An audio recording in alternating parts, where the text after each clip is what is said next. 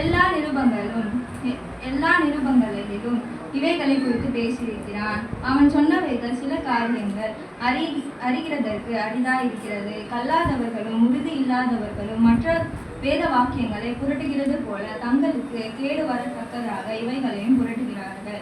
அதாவது பவுல் அப்போஸ்தலர் நிறைய நிருபங்களும் நிறைய தீர்க்கதரிசன புத்தகம் எழுதியிருக்காரு. அவர் தேவனால் அருளப்பட்ட ஒரு மனுஷன், தேவனால் ஞானத்தை பெற்றுக்கொண்டு நிறைய நிருபங்களை எழுதியிருக்காரு. அந்த நிருபங்கள்ல சில நிருபங்கள் நம்ம புரிந்து கொள்ள கடினமா இருக்கும், அதாவது அரிதா இருக்கும், அது தெரிஞ்சுக்கிறதுக்கு கொஞ்சம் கஷ்டமா இருக்கும் அப்படின்னு சொல்றாங்க. அதே மாதிரிதான் எல்லா தீர்க்கதரிசன புத்தகங்களும் கொஞ்சம் கடினமா இருக்கும் அப்படின்னு சொல்றாங்க. அதுக்கப்புறம் தானியேல் 8:26-27 படிச்சோம்னா, சொல்லப்பட்ட ராப்பகல்களில் தரிசனம் சத்தியமாக இருந்தது. ஆதலால் இந்த தரிசனத்தை நீ மறைத்து வை, அதற்கு இன்னும் அநேக நாள் செல்லும் என்றான். தானியேல் ஆகிய நான் சோர்வடைந்து சில நாட்கள் வியாதிப்பட்டிருந்தேன். பின்பு நான் எழுந்திருந்து ராஜாவின் வேலையை செய்து அந்த தரிசனத்தினால் திகைத்து கொண்டே இருந்தேன். ஒருவனும் அதை அறியவில்லை. தானியேல் ஒரு சொப்பனத்துல ஒரு தரிசனத்தை பார்ப்பாரு தேவனால. அந்த தரிசனத்தை தேவன் யார்கிட்டையும் சொல்ல வேணாம், அதை மறைத்துவே அப்படின்னு சொல்லியிருப்பாரு. அந்த அர்த்தத்தையும் தானியேலுக்கு அந்த அர்த்தம் தெரியாது. ஆனால் தானியேல் அந்த தரிசனத்தினால கொஞ்ச நாள் சோர்வடைந்து வியாதிப்பட்டு இருந்தாரு. அதனால அவரால் எழுந்துக்க கூட முடியாத நிலைமையில இருந்து. ஆனாலும் அவர் கொஞ்ச நாள் கழிச்சு எழுந்து ஒரு ராஜா வேலையை தொடர்ந்து செஞ்சுருந்தாரு. அப்பயும் அவர் அந்த தரிசனத்தை பார்த்து செஞ்சுட்டு கொண்டு அதோட அர்த்தத்தை தெரியாம தான் இருந்திருக்காரு. அதுபோல தேவனுடைய சில தீர்க்க தரிசன பகுதிகள் கடினமா தான் இருக்கும். அது நம்மளுக்கு தெரியாதா தான் இருக்கும். ஆனாலும் அதை நம்ம காத்திருந்து தேவனத்துல விசுவாசத்தோட நம்ம கேட்டோம் அப்படின்னா அந்த கடினமான பகுதிகளோட நமக்கு தெரியும். ஆமே. ஆறாவது கேள்வி என்னன்னு சத்தமா படிக்கணும். புரிந்து கொள்ள நாம் யாருடைய உதவியை தேட வேண்டும்? இது 3 விதமா இருக்கு. பிதாவாகிய தேவனுடைய ஞானம் வேணும், குமார இயேசு கிறிஸ்துவோட ஞானம் வேணும், பரிசுத்த ஆவியானவருடைய ஞானம் வேணும். இந்த 3 விதமாக தான் நம்ம அதை பார்க்க போகிறோம். இவங்க 3 பேர் உதவி இல்லாமல் நாம் இதை புரிஞ்சிக்கக்கூடியது பண்ண முடியாது. முதல் வசனம் லூக்கா 24:45 படிங்க. வேத வாக்கியங்களை அறிந்து கொள்ளும்படி அவர்களுடைய மனதை அவர் திறந்து அவர்களை நோக்கி. இது என்னன்னா, இயேசு கிறிஸ்து மரிச்சு இறந்ததுக்கு அப்புறம் என்ன ஆகும், அப்போ அவங்க அந்த வேத வாக்கியங்களை அந்த சுச்சுவேஷன்ல அவங்க அறிஞ்சிக்கணும்னா அங்கே அவர் மனக்கஞ்சை திறக்கும் போது தான் அதோட இயேசு கிறிஸ்து அவர் மனக்கஞ்சை திறந்தார். அது திறக்கும் போது தான் அந்த வேத வாக்கியங்களை நினைவு கூர்ந்து அது மூலமாக அர்த்தங்களை புரிஞ்சுக்கிறாங்க. அப்புறம் முக்கியமாக முதல் தேவை பிதாவா தேவனுடைய தேவை. எபேசியர் 1:17-19 வரைக்கும் போனீங்கன்னா 1:17-18-19.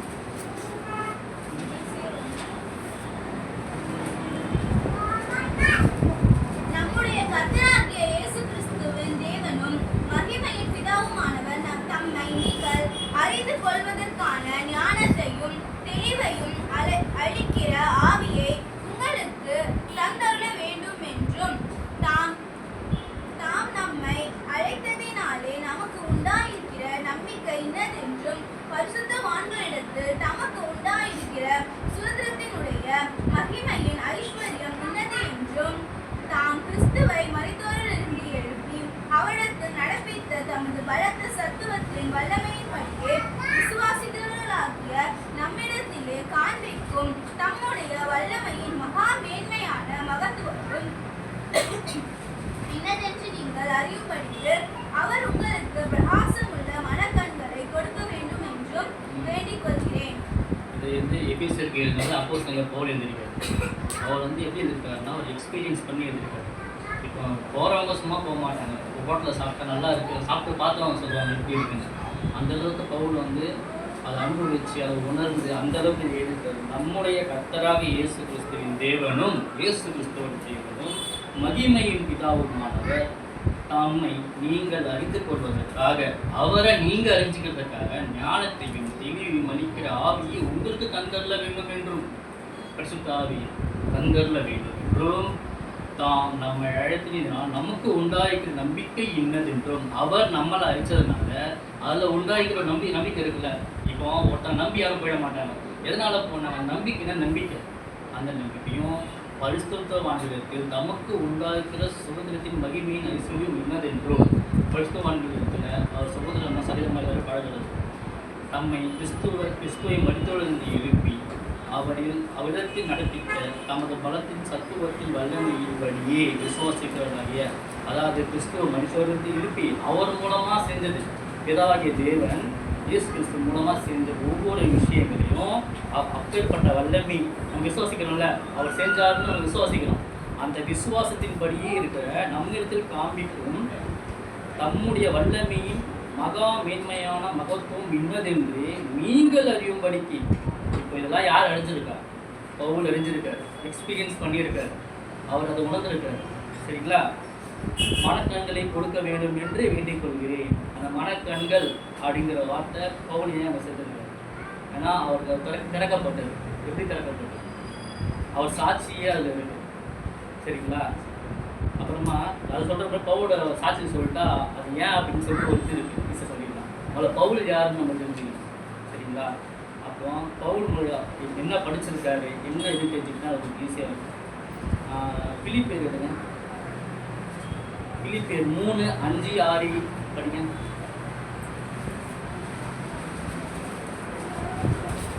நான் 8ஆம் நாளிலே விருத்த சேதனம் அடைந்தவன், இஸ்ரவேல் வம்சத்தான், பென்யமீன் கோத்திரத்தான், எபிரேயரில் பிறந்த எபிரேயன், நியாயப்பிரமாணத்தின்படி பரிசேயன், பக்தி வைராக்கியத்தின்படி சபையை துன்பப்படுத்தினவன், நியாயப்பிரமாணத்திற்குரிய நீதியின்படி குற்றம் சாட்டப்படாதவன், ஆகிலும் எனக்கு லாபமாய் இருந்தவைகள் என்ன சொல்றாரு? நான் இப்படி பிறந்தவன், இப்படி படித்தவன், எல்லாம் செஞ்சவன், பக்தி விரைத்தில் போய் சபையை துன்பப்படுத்தினவன், நியாயப்பிரமாணத்தை கூடி நியாயப்பிரமாணப்படி பார்த்தா அவர் கெட்டவர் கிடையாது. ஆனால் சபையை துன்பப்படுத்தினாங்க. அது ஏன் பல பேர் இப்படி தான் பைபிள் மட்டும் தான் படிக்கிறாங்க. அது கத்திர இயேசு கிறிஸ்து நியாயம் அவங்க இல்லை. அப்போ எல்லாத்தையும் படித்தவர், மொத்த நியாயம் பிரமாணத்தை படித்து அதை ஃபாலோ பண்ணுறாரு. ஆனால் இயேசு கிறிஸ்து புரிதல் இல்லை. என்னைக்கு இயேசு கிறிஸ்து மொழி ஒன்று இந்த கடினம் சொல்லும்போது அப்போவுமே அவர் மனதிற்கு திறக்கப்பட்டது. புரிஞ்சுங்களா? இயேசு கிறிஸ்து புரிதல் கிடைச்சார். பிறகு ஜெபம் பண்ணி முடிச்சு அதை கண்கள் திறக்கும் போதே கிறிஸ்து அவருக்கு கிடைச்சாரு. உடனே அவர் பிரசங்கம் பண்ணார். அந்த விஷயம் நீங்கள் படிக்கணும்னா அப்போஸ்தலரை பார்த்தீங்கன்னா தெரியும். அப்போஸ்தலர் 9ஆம் அதிகாரம்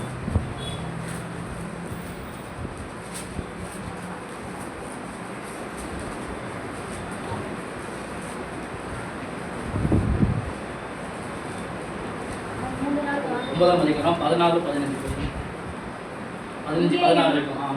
இங்கேயும் உம்முடைய நாமத்தை தொழுது கொள்கிற யாவரையும் கட்டும்படி அவன் பிரதான ஆசாரியர்களால் அதிகாரம் பெற்றிருக்கிறானே என்றான்.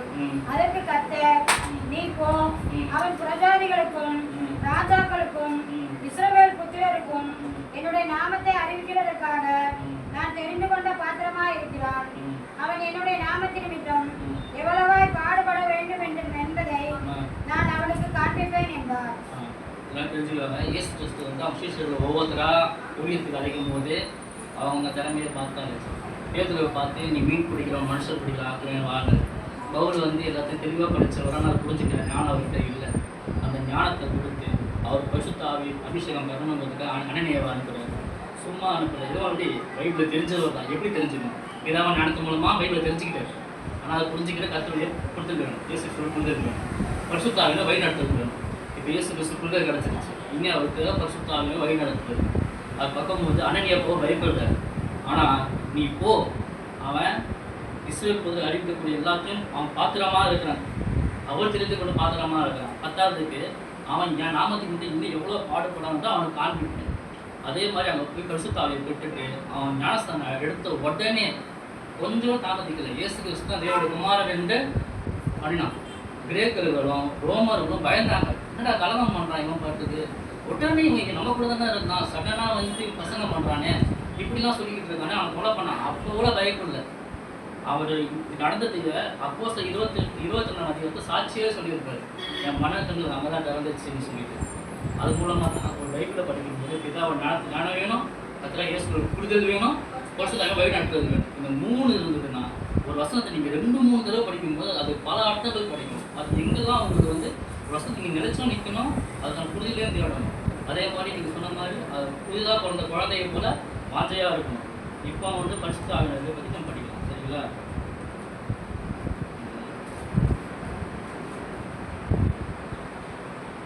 யோவான் 16:13 படிங்க. சத்திய ஆவியாகிய அவர் வரும்பொழுது சகல சத்தியத்திற்குள்ளும் உங்களை நடத்துவார்.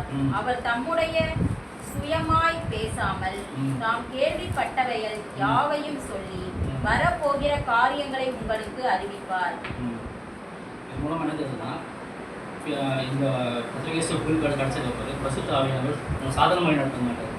வரப்போகிற காரியங்களையும் நடக்க போகிற விஷயங்களையும் ஒவ்வொரு தெளிவாக நிறைய விஷயம் நடத்துவார். நிறைய விஷயம் பார்த்தீங்கன்னா, இப்போ பிலிப்பு அவர் கூட பிரசங்கம் பண்ண போகும்போது இங்கே போய் பிரசங்கம் பண்ணு, ஒவ்வொரு சீசன்களை ஒவ்வொரு இடத்துக்கு அனுப்பும்போது கூட பரிசுத்த ஆவியை ஏவப்பட்டு தான் பண்ணாங்க.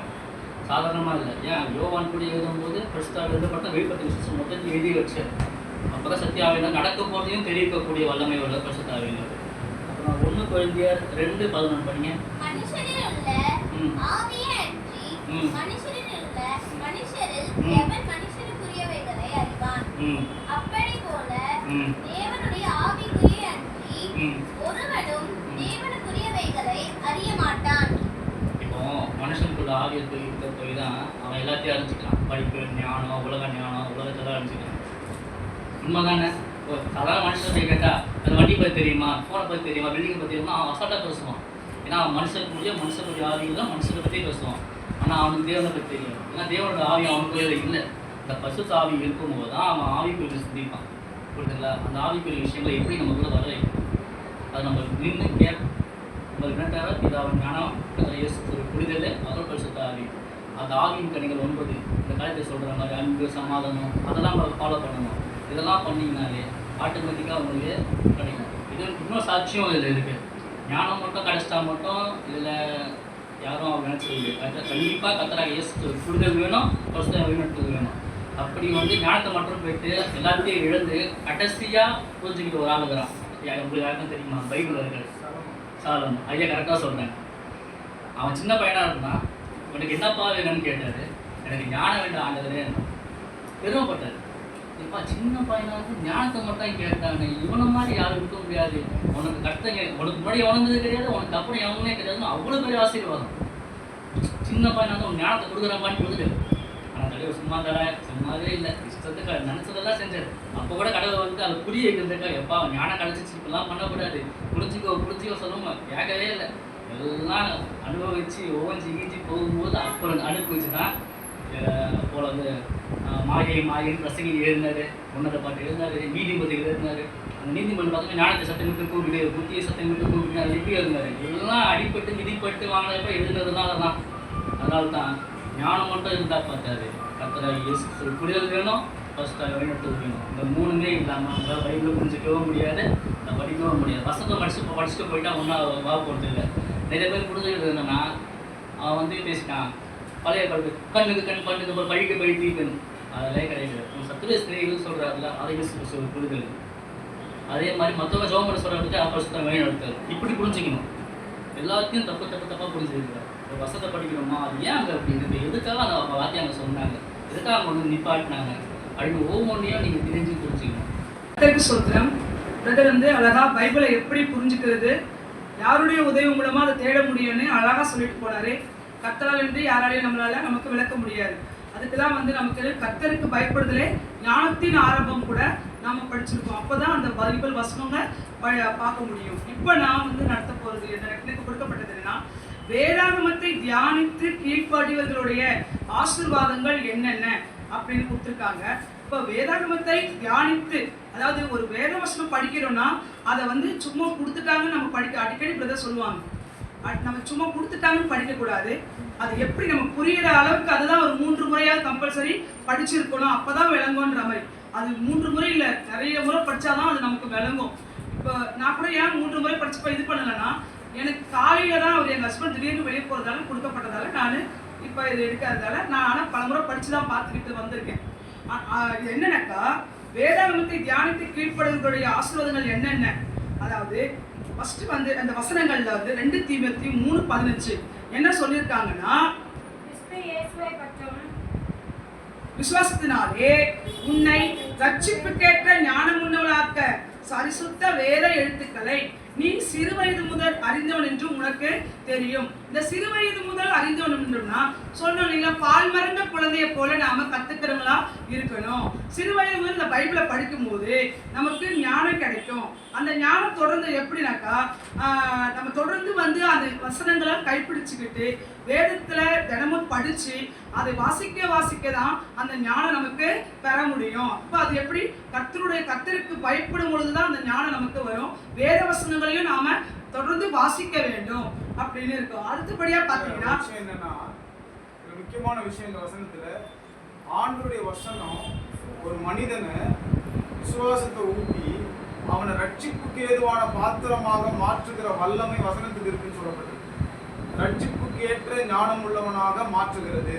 வேத வசனத்தை பக்கம் படித்து வாசிக்கும் போது பாவத்தில் இருக்கிற மனிதன் அவன் பாவ மன்னிப்பை பெற்று அவன் நீதி உள்ள வாழ்க்கை வாழ்ந்து அவன் பரிசுத்தவானாக மாறி பரலோகத்தை சென்றடைவதற்கு பாதை காட்டக்கூடிய வெளிச்சம் இந்த வசனத்திலே இருக்கிறது என்பதுதான் என்னோட முக்கிய கருத்தாக. அடுத்தது பாத்தீங்கன்னா ரோமர் 10:17 வாசிக்கும் பொழுது விசுவாசம் கேள்வியினாலே வரும், கேள்வி தேவனுடைய வசனத்தினாலே. பாருங்க, விசுவாசம் எதனால வரும் சொல்றாங்க? கேள்வியினால் வரும். கேள்வி எதனால வரும் சொல்றாங்க? தேவனுடைய வசனத்தினாலே வரும்னு சொல்றாங்க. அப்ப விசுவாசம் எப்படி வளரும்? அந்த வேத வசனங்களை வாசிக்கும் போது தான் வரும். சரிங்களா? ஸோ அப்போ இப்போ வந்து நம்ம தேவனை அறியணும். தேவனை அறியும் பொழுது நம்ம உடனே எல்லாருமே நம்ம புதுசா ஒருத்தவங்க கிட்ட போய் சொல்லும் பொழுது உடனே அவங்க ஏத்துக்க மாட்டாங்க. அந்த வேத வசனங்களை படிப்பாங்க. படிச்சு அது மூலமா என்ன, அப்ப அவங்க என்ன பண்ணுவாங்க, டவுட் வந்து நம்ம கிட்ட கேள்வி கேட்பாங்க. அப்ப அது என்ன, அது விளங்கும். ஆனா அதுதான் விசுவாசம் வளர்றதுக்கு இந்த எப்படி வேதவசனங்களை படிக்கும் பொழுதுதான் வரும். அப்ப விசுவாசம் எதனால வருது? கேள்வியினால விசுவாசம் வளரும் அப்படின்னு சொல்றாங்க. ஸோ வேதவசனங்களை படிக்கும் பொழுது நம்ம ஆண்டவரை அதிகமா நேசிக்கலாம். அதே மாதிரி அவர் மேல நமக்கு அதிகமான நம்பிக்கை வரும். அப்படி வரும் பொழுது பைபிள் இருக்கிற வசனத்தை படிக்கும் பொழுது கேள்வி ஞானம் நமக்கு வரும் அப்படின்னு சொல்லப்பட்டிருக்கிறது. அடுத்தபடியா பாத்தீங்கன்னா யோவான் 20:31 இயேசு தேவனுடைய குமாரனாகிய கிறிஸ்து என்று நீங்கள் விசுவாசிக்கும்படியாகவும் விசுவாசித்து அவருடைய நாமத்தினாலே நித்திய ஜீவனை அடையும்படியாகவும் இவைகள் எழுதப்பட்டு இருக்கிறது. அப்ப ஏசப்பா வந்து கடவுள் நம்ம ஏசப்பா தான்னு இந்த வேதவசனத்தை படிக்கும் போது மட்டும்தான் தெரிய வரும், இல்லைன்னா நமக்கு தெரிய வராது.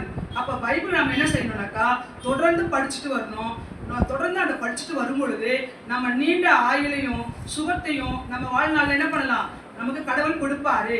ஸோ எப்பொழுதுனாக்கா வேத வசனங்களை தொடர்ந்து வாசிக்கும் பொழுதுதான் கிடைக்கும். அதான் இயேசுவின் மேல் சுவாசத்தையும் நித்திய ஜீவனையும் அளிக்கிறதுன்னு சொல்லியிருக்காங்க.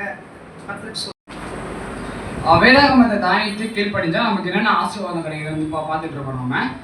அடுத்ததாக பார்த்தீங்கன்னா வந்து அப்போஸ்தலர் 17:11 படிங்க. அந்த பட்டணத்தார் மனோவாஞ்சியாய் வசனத்தை ஏற்றுக்கொண்டு காரியங்கள் இப்படி இருக்கிறதா என்று தினந்தோறும் வேத வாக்கியங்களை ஆராய்ந்து பார்த்ததினால் தெசலோனிக்கேயில் உள்ளவர்களை பார்க்கிலும் நற்குணசாலிகளாய் இருந்தார்கள். இந்த இதில் வந்து அப்போஸ்தலர் 17:11 பார்த்தீங்கன்னா வந்து பெரையா பட்டணத்தை பார்த்துட்டு சொல்கிறாங்க. அவங்க வந்து மனோவாஞ்சையாக பார்த்தீங்கன்னா வந்து வசனத்தை வந்து ஏற்றுக்கொண்டு நிரந்தரமாக பார்த்தீங்கன்னா வந்து வேத வாக்கியம் வந்து ஆராய்ந்து வந்து பார்க்குறாங்க. ஆர்வத்தோடு ஆராய்ந்து பார்த்தோம்னா பார்த்தீங்கன்னா வந்து அவங்க வந்து மிகவும் நற்குணசாலிகளாக ஆகிறாங்க.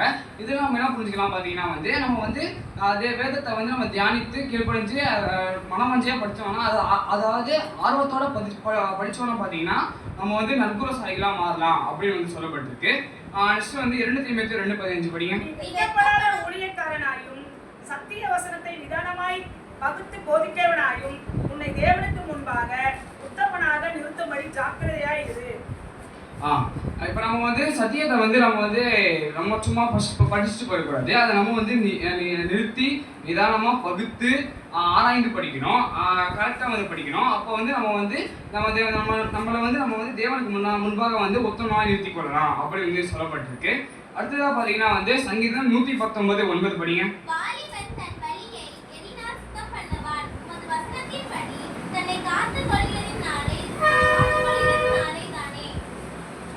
இதில் வந்து என்ன சொல்லப்பட்டிருக்கு பார்த்தீங்கன்னா வந்து நம்ம வந்து தேவனுடைய வசனத்தை வந்து நம்ம தினந்தோறும் வாசித்து வந்தோம். அதாவது வசனத்தை வந்து நம்ம வந்து காத்துக்கொண்டா பார்த்தீங்கன்னா வந்து நம்மளுடைய வழிகள் சுத்தமாகிறது அப்படின்னு சொல்லப்பட்டிருக்கு. அடுத்ததாக பார்த்தீங்கன்னா வந்து சங்கீதம் 119:11 வாசிங்க. நான் உமக்கு விரோதமாய் பாவம் செய்யாதபடிக்கு உமது வாக்கை என் இருதயத்தில் வைத்து வைத்தேன். சங்கீதம் 119:11 பார்த்தீங்கன்னா வந்து நம்ம வந்து தேவனோட வாக்கு, அதாவது ஒரு வசனம் கற்பனைகளை பார்த்தீங்கன்னா வந்து நம்மளோட இதயத்தில் வந்து முதன்மையாக வச்சு அதை வந்து நம்ம தினனோடு வாசித்து வந்து ஆராய்ந்து வந்தோம் பார்த்தீங்கன்னா வந்து நம்ம வந்து பாவத்திலிருந்து விலகி இருக்கலாம் அப்படின்னு சொல்லப்பட்டிருக்கு. ஆமென். நாமத்துக்கு சோத்திரம். அனைவருக்கும் சோத்திரம். வேதாகமத்தை தியானித்து கீழ்ப்படுகிறவருடைய ஆசீர்வாதங்கள் என்ன என்ற தலைப்புல தான் எனக்கு கொடுக்கப்பட்டிருக்கிறது. அதுல பாத்தீங்கன்னா சங்கீதம் 1:2 வசனம் பாத்தீங்கன்னா, கர்த்தருடைய வேதத்தில் பிரியமாயிருந்து இரவும் பகலும் அவருடைய வேதத்தில் தியானமாய் இருக்கிற மனுஷன் பாக்கியவான். அப்போ வந்து ஆண்டவருடைய வேதத்துல நம்மள எப்படி தியானமா இருக்கணும்னு பாக்குறோம். உதாரணத்துக்கு பாத்தீங்கன்னா ஆடு மாடெல்லாம் வந்து பாத்தீங்கன்னா புல்ல மேய்ஞ்சிடும். புல்ல பகல் ஃபுல்லா மேய்ஞ்சிட்டு இரவு நேரத்துல அதுக்கு நேரம் கிடைக்கும் போதெல்லாம் அசை போட்டுட்டே இருக்குமா. நம்ம கூட பாத்தீங்கன்னா தினசரி வந்து தினமும் ஆண்டவருடைய வேதத்தை இரவும் பகலும் தியானிக்கணுமா. தியானிச்சு ஆண்டவர் நம்மளோடு என்ன பேசுறாரு அப்படின்ட்டு ஆண்டவர்கிட்ட நம்ம கேட்டு ஆண்டவர் என்ன பேச நினைக்கிறாருன்றத நம்ம தியானிக்கணுமா. தினசரி தியானிச்சு அந்த ஆடு எப்படி புல்ல அசை போட்டு இருக்குதோ அதே மாதிரி நம்ம தினசரி ஆண்டவர் நம்மளுக்கு கூட என்ன பேச நினைக்கிறாருன்ட்டு நம்ம யோசிச்சுட்டே இருக்கணுமா.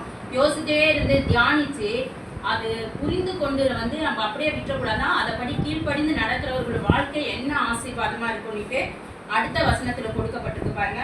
அவன் நீர்க்கால்களில் ஓரமாய் நடப்பட்டு தன் காலத்தில் தன் கனியை தந்து இலையுதிராது இருக்கிற மரத்தை போல் இருப்பான். அவன் செய்வதெல்லாம் வாய்க்கும். அப்போ பார்த்தீங்கன்னா ஆண்டவருடைய வசனத்தை கேட்டு தியானித்து அதன்படி நடக்கும் போது அந்த நீர்க்கால்களின் ஓரமாக நடப்பட்ட மரம் எப்படி இருக்கும்னா அப்படியே செழிப்பா இருக்குமா, பச்சை பசேல்னுட்டு செழுமையா இருக்குமா. அதே மாதிரி நம்ம கூட ஆண்டவருடைய வசனத்தை தினசரி தியானித்து அதன்படி நடக்கும்போது நம்ம கூட அந்த நீர்க்கால்களின் ஓரமாக நடப்பட்ட மரம் எப்படி செழுமையா பச்சை பசேல்னு இருந்து தன் காலத்தில் தன் கனியை தருது போல நம்ம வாழ்க்கையில வந்து ஆண்டவருடைய வசனத்தை இரவும் பகலும் தியானித்து கீழ்ப்படிந்து நடக்கும் போது நம்ம வாழ்க்கையும் கூட எப்படி இருக்குமா, ஆசீர்வாதமா இருக்குமா. அந்த இலை உதிராது இருக்கிறது போல அந்த நீரோட்டம் அதுக்கு நல்ல தினசரி கிடைக்கிறதுனால அந்த இலை உதிராம பச்சை பசேன்னு இருக்கிறது போல நம்ம கூட தினசரி ஆண்டவருடைய வசனத்தை படிக்கும் போது நம்ம வாழ்க்கையில கூட ஆசீர்வாதம் அந்த இலை உதிராது இருக்கிற மரத்தை போல நம்மளும் வாழ்க்கையில வந்து ஆசீர்வாதத்தோட ஒன்றும் குறைபடாம ஆசீர்வாதமா இருப்போம் அப்படின்ட்டு இந்த வசனம் சொல்லப்பட்டிருக்கிறது. அடுத்தது பாத்தீங்கன்னா சங்கீதம் 119:165 பாத்தீங்கன்னா, உம்முடைய வேதத்தை நேசிக்கிறவர்களுக்கு மிகுந்த சமாதானம் உண்டு, அவர்களுக்கு இடர் இல்லை. ஆமா, ஆண்டவருடைய வேதத்தை வந்து நம்ம நேசித்து படிக்கணுமா. ஏதோ தானோ டெய்லி வந்து நீங்க பிரதர் கூட சொல்வாரு, நீங்க வேதத்தை வாசிக்கலினா சாப்பிடாதீங்கன்னுவார். அது மாதிரி நம்ம சாப்பாட்டுக்காகவோ பிரதர் சொல்லிட்டாரோ அப்படின்னு சொல்லிட்டு வேதத்தை வாசிக்கணும்ன்ற நினைப்பு நம்மளுக்கு இல்லாதபடி வேதாகமத்தை வந்து நேசிக்கிற பிள்ளைகளா இருக்கணும். வேதாகம் வந்து நம்மளுக்கு தான் ஆண்டவர் கொடுத்துருக்கிறாரு, இதுல ஆண்டவருடைய வார்த்தை இருக்குதுன்னுட்டு நம்ம நேசித்து தியானித்து கீழ்ப்படிந்து நடக்கிற பிள்ளைகளா நம்ம இருக்கணும். நம்ம நம்மளுக்கு வந்து மிகுந்த சமாதானம் இருக்குமா. நம்ம வாழ்க்கையில வந்து இடரலே வராதான். அதனால நம்ம என்ன பண்ணோமா, தினசரி வேதாகமத்தை வந்து நேசிக்கிற பிள்ளைகளாகவும் அதை தியானித்து ஆண்டவர் என்ன சொல்லியிருக்கிறாருன்ட்டு அதை கீழ்ப்படிந்து நடக்கிற பிள்ளைகளாகவும் நம்ம இருக்கணும் அப்படின்னு சொல்லப்பட்டிருக்குது. அடுத்தது பாத்தீங்கன்னா ரோமர் 15:4, தேவ வசனத்தினால் உண்டாகும் பொறுமையினாலும் ஆறுதலினாலும் நாம் நம்பிக்கை உள்ளவர்கள் ஆகும் படித்து எழுதியிருக்கிறவைகள் எல்லாம் நமக்கு போதனையாக எழுதியிருக்கிறது. ஆமா, வேத வசனத்தை வந்து தியானிக்கிற பிள்ளைகள் வாழ்க்கையில வந்து ஆறுதல் இருக்குமா. ஆனா வந்து பாத்தீங்கன்னா சில இடத்துல வந்து வேத வசனத்தை வாசிக்கிறாங்க, அவங்களுக்கே வந்து என்னது பொறுமை இல்லாம போயிடுது. அப்படி பொறுமை இல்லாம போகாம இருக்கிறதுக்கு இந்த வேத வசனத்தை வந்து நம்ம வாசிக்கணுமா.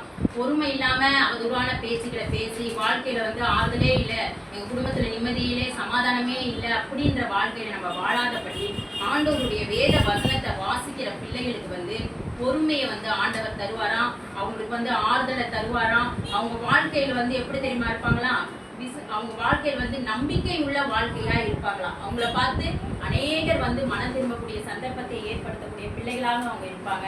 அதனால நம்ம வேத வசனத்தை என்ன பண்ணோமா, தினசரி இரவும் பகலும் வாசிக்கணும். அதை வாசித்து அதில் ஆண்டவர் நம்மளோடு என்ன பேசுறாருன்றது புரிஞ்சதை மட்டும் வச்சுக்கிட்டு இல்லாதபடி அதற்கு கீழ்ப்படிந்து நடக்கிற பிள்ளைகளாக நம்ம இருக்கும்போது ஆண்டவர் கொடுத்திருக்க ஆசீர்வாதம்லாம் நம்ம வாழ்க்கையில் நடக்கொண்டு இந்த வேதாகத்தின் மூலமாக நம்ம தெரிந்து கொள்கிறோம்.